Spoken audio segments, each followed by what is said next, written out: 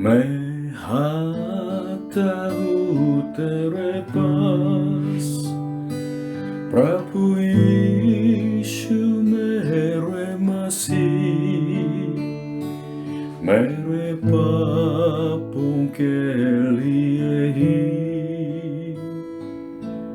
उधार दे मसीह। मैं आता हूँ तेरे पास, प्रभु यीशु मेरे मसीह, मेरे पापों के लिए ही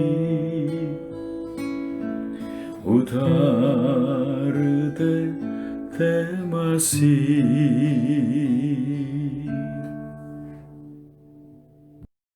हालेलुया।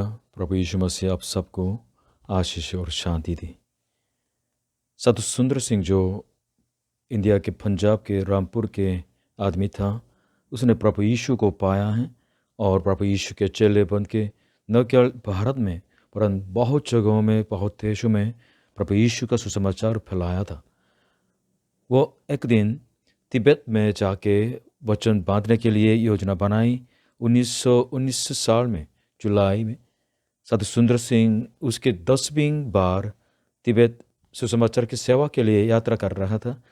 तिब्बत सरकार ने उनको मना किया है, इसलिए बहुत घूम घूम के हिमालय के जो पहाड़ के बीच में एक रास्ते से जाना पड़ा। सुंदर सिंह के साथ एक तिब्बतन भाई भी साथ में जा रहे थे। तो दोनों ने देखा कि उस बर्फ के सड़क पर एक आदमी मरने वाला था। तो सुंदर सिंह ने कहा कि उसको ऐसे पीठ पर लाद करके हम चले जाएं।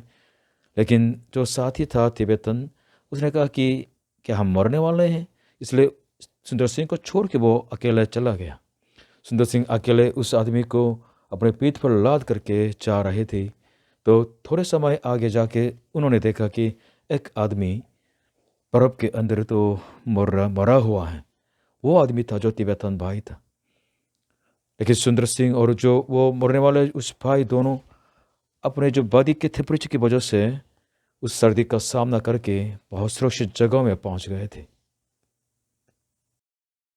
मनुष्य जीवन सिर्फ जल्दी जाने से सफल नहीं होता। कोरिया के पाली पाली के जो संस्कृति है, ये हमेशा के लिए अच्छा नहीं। वास्तव में जीवन जीना है तो बहुत दूर तक देख के जीना पड़ता है।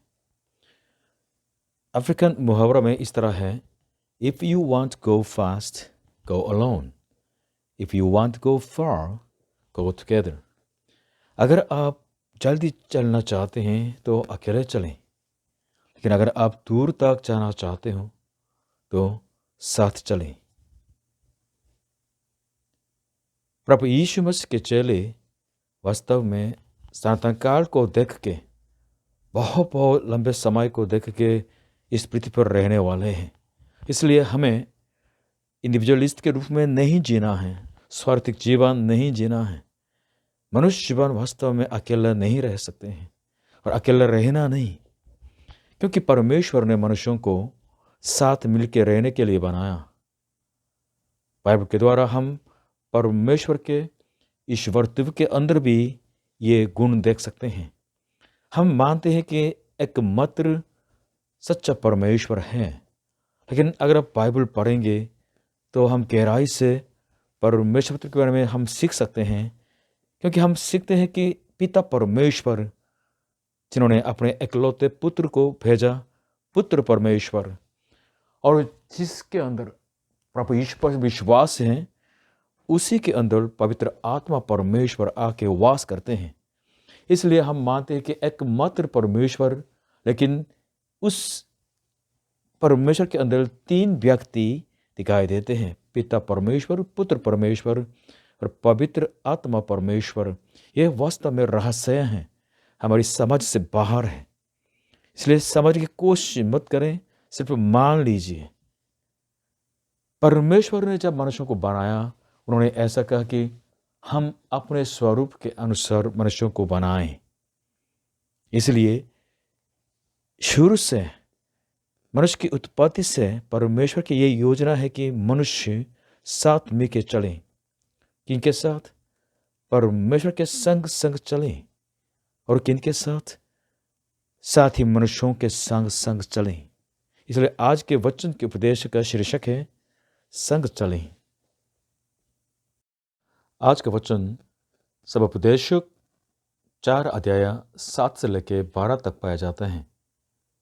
फिर मैंने धरती पर यह भी व्यर्थ बात देखी, कोई अकेला रहता और उसका कोई नहीं है, न उसका बेटा है न भाई है, तो भी उसके परिश्रम का अंत नहीं होता, न उसकी आंखें धन से संतुष्ट होती हैं, और न वह कहता है कि मैं किसके लिए परिश्रम करता और अपने जीवन को सुखरहित रखता हूँ।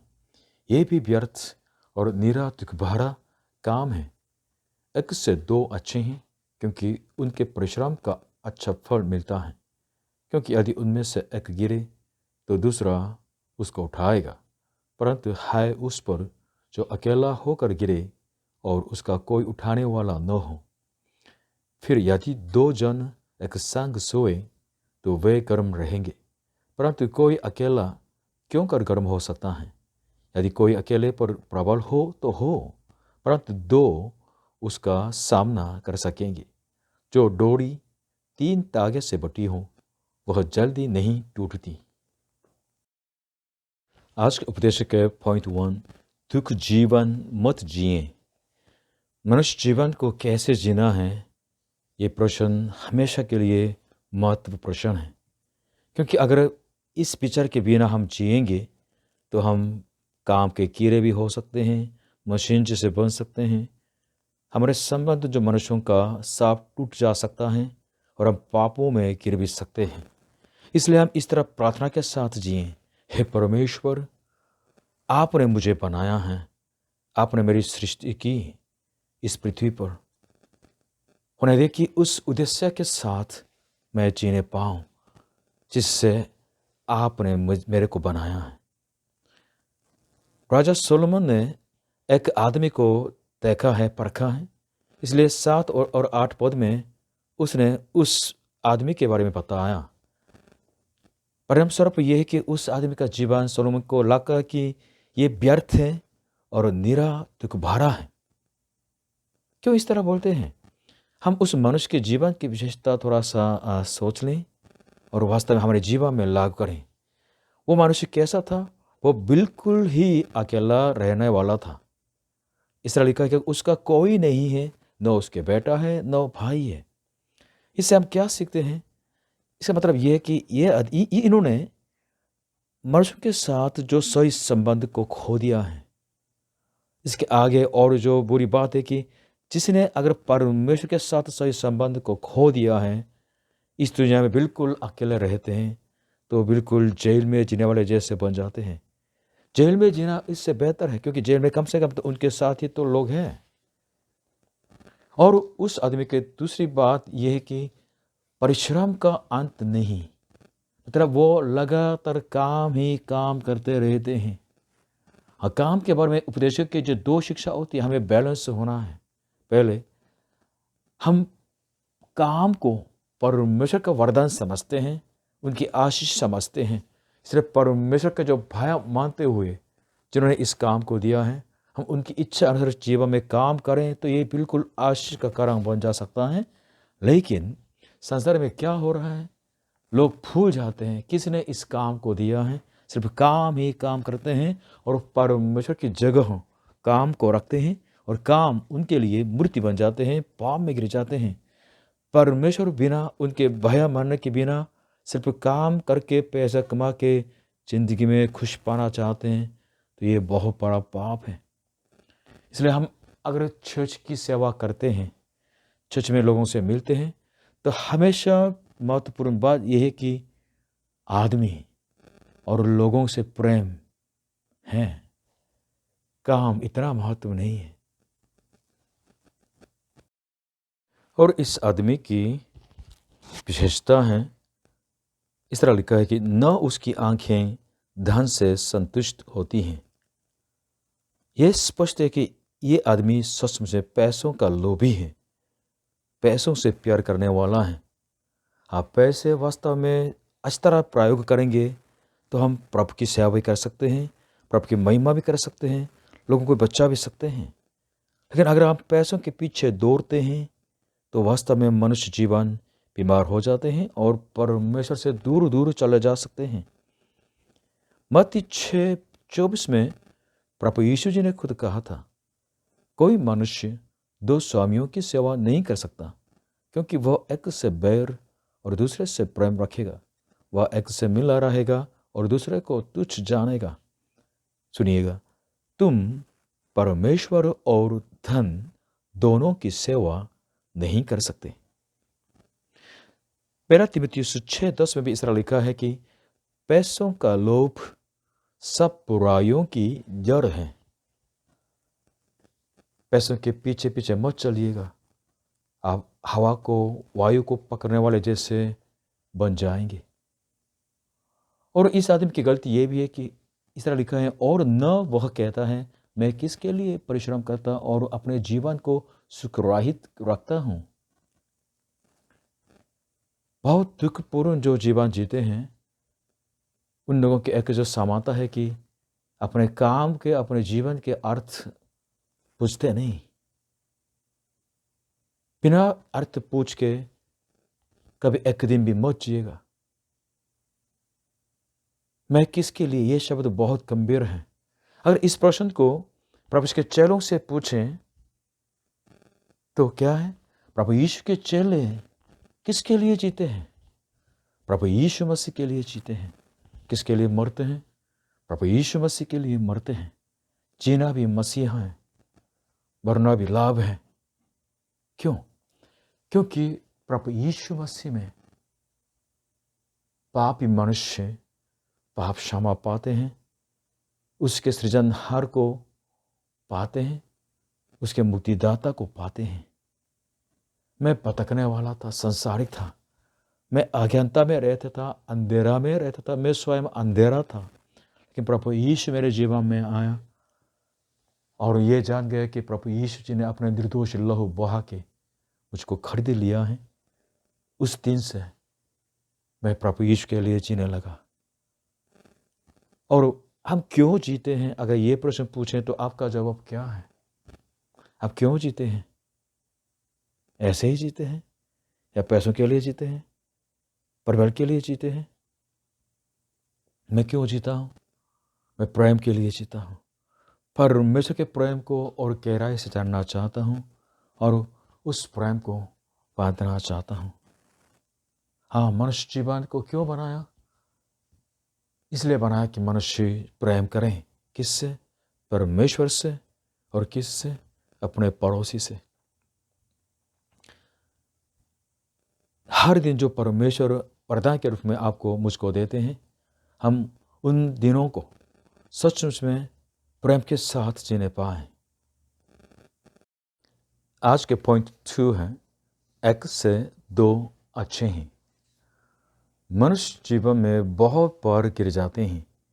कभी बीमारियां आ जाती हैं, नौकरी चली जाती हैं, या बिजनेस बिल्कुल बैंकरप्ट हो जाते हैं, और प्यारे लोग चले जाते हैं, मर जाते हैं, और जिसकी अपेक्षा नहीं करते हैं उन दुर्घटनाओं की वजह से, एक्सीडेंट की वजह से बहुत परेशान हैं। मनुष्य जीवन वास्तव में बहुत खतरा से भरा हुआ है। इसलिए इन खतरों का सामना करने के लिए लोग इंश्योरेंस रखते हैं, सेविंग करते हैं। सचमुच में मनुष्य जीवन को अकेले रहना बहुत बोझ सा लगता है। इसलिए लोग अच्छे दोस्त को ढूंढ रहे हैं। इन कारणों से हम बोल सकते हैं कि एक से दो अच्छे हैं। एक से दो अच्छे हैं। सचमुच में इस बात को हम परमेश्वर के काम में भी हम समझ सकते हैं। जब परमेश्वर ने मनुष्यों को बनाया, कैसे बनाया? सिर्फ आदमी को बनाया? नहीं, आदमी को बनाया और औरत को बनाया, नर और नारी को बनाया है। क्यों? क्योंकि परमेश्वर के अंदर भी पिता पुत्र परमेश्वर, पुत्र परमेश्वर, पवित्र आत्मा परमेश्वर की संगति होती है। और जब परमेश्वर ने मनुष्य को बनाया, मनुष्य को भी अकेले रहने नहीं दिया, वरन संगति में रहने के लिए परमेश्वर ने नियम बना दिया है। इसलिए नर के लिए नरी दे दी। इसलिए अकेले रहना सचमुच में जेल जैसा होता है। मैं शादी न करके सिर्फ सेवा करना चाहता था, इसलिए इंडिया वचन बांधने के लिए गया था। 4 साल अकेला रहा, लेकिन मेरे को बहुत बहुत मुश्किल लगा। लोनलीनेस, अकेलापन इतना मुश्किल था। मैंने प्रार्थना की है परमेश्वर मेरे को जीवन साथी दे। बहुत बहुत गंभीरता से सुबह और दिन रात को प्रार्थना करता रहा, तो परमेश्वर की तरफ से मुझे मिली। हालेलुया। परमेश्वर के लिए कुछ लोग तो अकेले जीते हैं, सेवा करते हैं, लेकिन ये विशेष वरदान चाहिए। लेकिन सामान्य तौर से वास्तव में परमेश्वर की योजना, इच्छा ये है कि मनुष्य साथ जीवन जिए। शादी के द्वारा, संग रहने से, परिवार के द्वारा सचमुच में हम आज जैसे वचन के जैसे ना बहुत बहुत अच्छा फल मिलता है। आज के वचन में लिखा है 9वीं में, उनके परिश्रम का अच्छा फल मिलता है। मैं थोड़ा सा कहना चाहूँगा कि शादी के जीवन के द्वारा मेरे को बहुत बहुत मुश्किल भी लगा है, बहुत बहुत संघर्ष भी था। लेकिन इन सालों के अंदर अंदर जब शादी जीवन, पारिवारिक जीवन में जी के आ रहा हूँ, तो मैंने सचमुच में अच्छा फल देखा है। वो क्या है? परमेश्वर ने मुझको और परिपक्व बना दिया है। हालेलुया। इस तरह मनुष्यों से मिलने से अगर हम सचमुच में सच्चे प्रेम की प्रेरणा रखते हैं तो हम परिपक्व हो जाते हैं। परमेश्वर के जो पवित्रता, उनके शुद्धता, उनके अच्छा चरित्र हमारे अंदर आ जाते हैं। इसलिए सचमुच में 2 जन साथ में रहने से अच्छा फल भी मिलता है।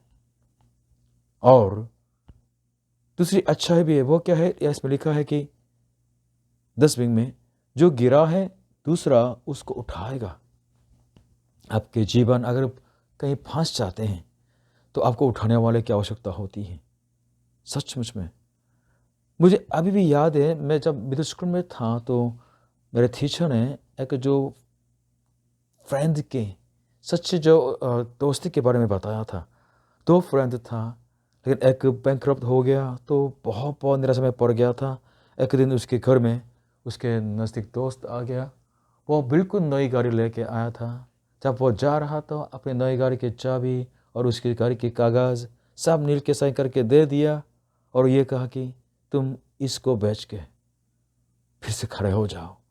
तो सोच में ये जो जिसका बैंकरप्ट हो गया था, ये दोस्त अपने दोस्त की वजह से फिर से खड़े होने लगे हैं। तो इनके दोस्ती बिल्कुल अच्छी तरह बढ़ने लगे हैं। हाँ, सच में हमारे ज़िंदगी में हमको खड़े करने वाले की आवश्यकता होती है। मनुष्य जीवन अलग अलग कारणों से तो गिर जाता है, लेकिन सबसे खतरनाक और गंभीर पतन क्या होता है? पाप की वजह से पतन। अगर दूसरे कारण से हम गिर जाते हैं तो मनुष्य साथ में हमको उठा के खड़े कर सकते हैं, लेकिन अगर पाप में गिरते हैं तो ये बहुत खतरनाक होते हैं। आदम ने एक पाप किया था और उसी पाप की वजह से सर्वजाति के अंदर मृत्यु आ गई है, न्याय आ गया। आपके पाप की वजह से आप सदा के लिए नाश हो सकते हैं। अगर आप पाप के छाया में, मृत्यु की छाया में तो पड़े हुए हैं, तो कौन आपको उठा के खड़े कर सकते हैं? प्रभु यीशु मसीह ही है। यशायाह की किताब 53 अध्याय 5 से लेकर 6 में इस तरह लिखा है, प्रभु यीशु के बारे में है, परंतु वह हमारे ही अपराधों के कारण घायल किया गया, वह हमारे अधर्म के कामों के हेतु कुचला गया, हमारी ही शांति के लिए उस पर ताड़ना पड़ी कि उसके कोड़े खाने से हम चंगे हो जाएं। हम तो सब के सब भेड़ों की नाई भटक गए थे, हम में से हर एक ने अपना अपना मार्ग लिया और यहोवा ने हम सबों के अधर्म का बोझ उसी पर लाद दिया। प्रभु यीशु मसीह आपको मुझको बुलाते हैं। उन्होंने ये कहा कि हे सब थके और बोझ से दबे लोगों, मेरे पास आओ, मैं तुम्हें विश्राम दूंगा। अगर आप जिंदगी में सचमुच में बोझ को उठा नहीं सकते हैं तो प्रभु यीशु को पुकारिए। प्रभु यीशु आपके जीवन में आएंगे। प्रभु यीशु जी अपने चेलों को बनाते हैं और उनके दोस्त बन जाते हैं। प्रभु यीशु स्वयं परमेश्वर का इकलौता पुत्र है, लेकिन मनुष्य बन के आया और कंगाल परिवार में आया। सबसे बड़ा बेटा के रूप में लकड़ी का काम भी किया। अपने चेलों के साथ 3.5 साल के दौरान साथ खाया, साथ पिया, साथ सोया, बहुत बहुत सच में अच्छा टाइम बिताया था। और बाद में प्रभु यीशु जी ने मृत्यु को भी चखा। इसलिए प्रभु यीशु आपके पीड़ा को समझते हैं, आपकी आंखों के आंसू को पोंछ सकते हैं। जब आप रोते हैं, प्रभु यीशु भी रोते हैं। प्रभु यीशु के चरणों में आए, वो आपको उठा सकते हैं, खड़े कर सकते हैं। पॉइंट 3, संग चलें। मैं अपने दादाजी की बात थोड़ी सी कहना चाहूँगा। मेरे दादाजी बहुत छोटा सा आदमी है, लेकिन बहुत बहुत स्ट्रॉन्ग कैरेक्टर के आदमी थे। उन्होंने अपने पड़ोसी से सारे संबंध तोड़ दिया था। जब वो गुजर गए, एक पड़ोसी भी उनके फ्यूनरल में नहीं आए। बहुत बहुत अकेलेपन में इस दुनिया को छोड़ के चला गया। आज के जो उपदेश के शुरुआत में मैंने एक जो साधु सुंदर सिंह की कहानी मैंने बताई थी, यह असली कहानी है, उनके ऑटोबायोग्राफी भी किताब में लिखी है। तो 2 आदमी अपने बॉडी टेम्परेचर से गर्म होने की वजह से दोनों बच गए हैं। मनुष्य जीवन में भी बहुत सर्दियाँ होती हैं।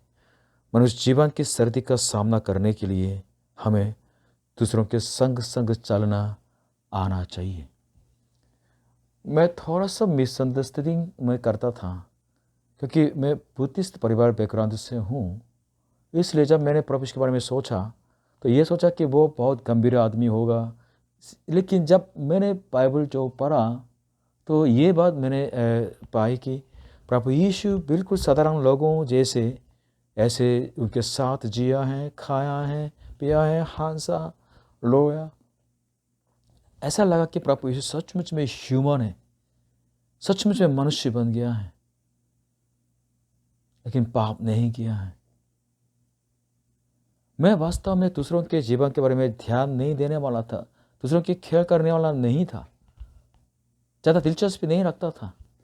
सिर्फ मेरा काम का मतलब मेरे को था। लेकिन जब मैंने प्रभु यीशु को पाया है तो उनके सच्चे मनुष्यत्व को मैंने पाया है। और सच्चे मनुष्य बनना क्या होता है, प्रभु यीशु के द्वारा मैंने सीखा है। वो ये है कि परमेश्वर से प्रेम करना और लोगों से प्रेम करना, दूसरे लोगों के जीवन को गौरव बनाना वास्तव में बहुत बहुत ये जरूरी जीवन के काम होता है। उनरी चर्च भी कोरिया में आए हुए लोगों को इस तरह सेवा करना चाहते हैं। हमें तो कमजोरी है, ज़्यादा नहीं दे सकते, लेकिन वास्तव में हम आपके संग हैं और आपके परेशानियों का सामना साथ में करना चाहते हैं। 12 में इस तरह लिखा है, यदि कोई अकेले पर प्रबल हो तो हो, परंतु 2 उसका सामना कर सकेंगे। जो डोरी 3 तागे से बटी हो वह जल्दी नहीं टूटती। मेरे विश्वास की राह की शुरुआत में मैंने चर्च के बारे में भी ठीक से नहीं समझ पाया। लोगों के जीवन के बारे में मेरे को ज़्यादा ध्यान नहीं था। मैंने सिर्फ सोचा था कि चर्च में तो प्रार्थना करनी है, आराधना करनी है, बस। लेकिन जब मैंने बाइबल पढ़ा और चर्च के बारे में बाइबल की शिक्षा पाई तो मेरी आंखें खोल गई। क्योंकि चर्च वास्तव में एक समुदाय है और परमेश्वर का जीवन यानी अनंत जीवन के समुदाय हैं। और चर्च एक देह है। किसकी देह है? प्रभु यीशु मसीह की देह है। और हम सब जो विश्वासी हैं उस देह के अंग हैं। और चर्च प्रेम के समुदाय हैं। परमेश्वर ने पापियों से, जगत से इतना प्रेम किया कि उसने अपना इकलौते पुत्र को यानी प्रभु यीशु को हमारे पाप के प्रायश्चित होने के लिए इस संसार में भेजा। वो मनुष्य बन के आया, हमारे लिए पाप बलि बना, अपना निर्दोष लहू बहाया। इसलिए जो भी प्रभु यीशु पर विश्वास करते हैं तो वह वास्तव में परमेश्वर के प्रेम को पाते हैं और इस प्रेम के समुदाय में, परम प्रेम के संगति में शामिल हो जाते हैं। इसलिए चर्च क्या होते हैं? चर्च लोगों से प्रेम करने के लिए, लोगों को उठाने के लिए, लोगों को खड़े करने के लिए होते हैं। लेकिन चर्च में पहले परमेश्वर का प्रेम मिल जाता है और दूसरी बात, परमेश्वर के उस प्रेम को हम बांटते हैं। यूहन्ना 3:16 में लिखा है, यह चर्च के बारे में है, क्योंकि परमेश्वर ने जगत से ऐसा प्रेम रखा कि उसने अपना इकलौता पुत्र दे दिया, ताकि जो कोई उस पर विश्वास करे वह नाश न हो परंतु अनंत जीवन पाए। चर्च न केवल मुक्ति पाने वाले, लेकिन वास्तव में वो मुक्ति कैसे पाए जाते हैं, किस में प्रकट होता है? प्रभु यीशु मसीह में। प्रभु यीशु मसीह में हम आएंगे तो परमेश्वर का उसी महान प्रेम को, परम प्रेम को तो अपना सकेंगे। Do you believe God loves you? क्या आप सोचते हैं कि परमेश्वर आपसे प्रेम करते हैं? इसका प्रमाण क्या है? What's the proof of this? यूहन्ना 3:16 बताते हैं, क्योंकि परमेश्वर ने जगत से ऐसा प्रेम रखा कि उसने अपना इकलौता पुत्र दे दिया। प्रभु यीशु के क्रूस, उनकी मौत, उनके पुनरुत्थान, प्रभु यीशु मसीह ही परमेश्वर का परम प्रेम का प्रमाण है। प्रभु यीशु पर विश्वास करें और परमेश्वर का परम प्रेम को अपनाएं। और दूसरे भाग में चर्ची पहले यूहन्ना 3:16 में लिखा है कि हमने प्रेम इसी से जाना कि उसने हमारे लिए अपने प्राण दे दिए और हमें भी भाइयों के लिए प्राण देना चाहिए। जिसको परमेश्वर का परम प्रेम मिला है तो वो क्या करते हैं? लोगों से प्रेम करने लगते हैं। वास्तव में चर्च की जो इस समुदाय के अंदर हम भाई बहन हैं, तो वो प्रेम हमने पाया है, इसलिए हम उस प्रेम की वजह से दूसरे भाई के लिए प्राण देने तक तैयार होना है। ये वास्तव में चर्च है। इसलिए चर्च ही वास्तव में परम प्रेम संगति है। If you want to go fast, go alone. If you want to go far, go together. अगर आप जल्दी जाना चाहते तो अकेले चलें, लेकिन अगर आप दूर तक जाना चाहते हैं, संग चलें। दूर तक जाने के लिए हमें संग चलना है। मनुष्य न केवल इस शारीरिक जीवन को जीते हैं, वरन मनुष्य वास्तव में सनातन काल के लिए बुलाए हुए हैं। हमें इटर्नल लाइफ जीना है। इटर्नल लाइफ तक हमें जीना है, इसलिए बहुत दूर तक देख के जीना है। इसलिए हमें संग चलना है। किसके साथ? किसके संग? उसी के संग जो हमें वास्तव में अनंत जीवन में प्रवेश करा सकते हैं। ये कौन है? प्रभु यीशु मसीह हैं। अगर आपके जीवन में प्रभु यीशु संग चलते हैं तो आप अकेले नहीं। इसलिए आप इस तरह घोषणा कर सकते हैं कि हम दो हैं, एक से दो अच्छे हैं। अगर प्रभु यीशु आपके संग चलते हैं तो आप शैतान के विरोध में और संसार के विरोध में आप इस तरह घोषणा कर सकते हैं कि परमेश्वर हमारी ओर है तो कौन हमें हमारा विरोध कर सकता है। रोमियो 8:31 से 32 और 38 से 39 में इस तरह लिखा है, जिन्होंने प्रभु यीशु को पाया है उनके अंदर क्या सामर्थ्य मिल गई है, क्या प्रतिज्ञा मिल गई है और क्या हिया मिल गया है। ज़िंदगी जीने के लिए क्या मन में हिया मिल गया है, वो वर्णन किया गया है। सुनिए, सो हम इन बातों के विषय में क्या कहें? यदि परमेश्वर हमारी ओर है तो हमारा विरोधी कौन हो सकता है? जिसने अपने निज पुत्र को भी न रख छोड़ा परंतु उससे हम सब के लिए दे दिया, वह उसके साथ हमें और सब कुछ क्यों कर न देगा? क्योंकि मैं निश्चय जानता हूँ कि न मृत्यु, न जीवन, न स्वर्गदूत, न प्रधानताएं, न वर्तमान, न भविष्य, न सामर्थ्य, न ऊंचाई, न गहराई और न कोई और सृष्टि हमें परमेश्वर के प्रेम से जो हमारे प्रभु मसीह यीशु में है अलग कर सकेगी। अगर आप दूर तक जाना चाहते हैं, अगर आप अनंत काल तक जाना चाहते हैं, तो संग चलना है, प्रभु यीशु के संग। प्रभु यीशु पर विश्वास करेंगे, आप प्रभु यीशु के साथ एकत्रित हो जाएंगे और प्रभु यीशु के आत्मा आपकी अगुवाई करेंगे। आज के वचन जैसे उस आदमी जैसे जीवन को दुखित मत बना दीजिएगा। आप अकेले नहीं, परमेश्वर आपके संग चलना चाहते हैं, प्रभु यीशु आपके संग चलना चाहते हैं। जो डोरी 3 धागे से बटी हो वो जल्दी नहीं टूटती। प्रभु यीशु पर विश्वास कीजिए और परमेश्वर के संग चलने जीवन जी लीजिए और अपने भाइयों के संग चलने वाले जीवन, परम प्रेम के संगति का जीवन भी जी लीजिएगा। प्रभु आपको आशीष दे। हालेलुया।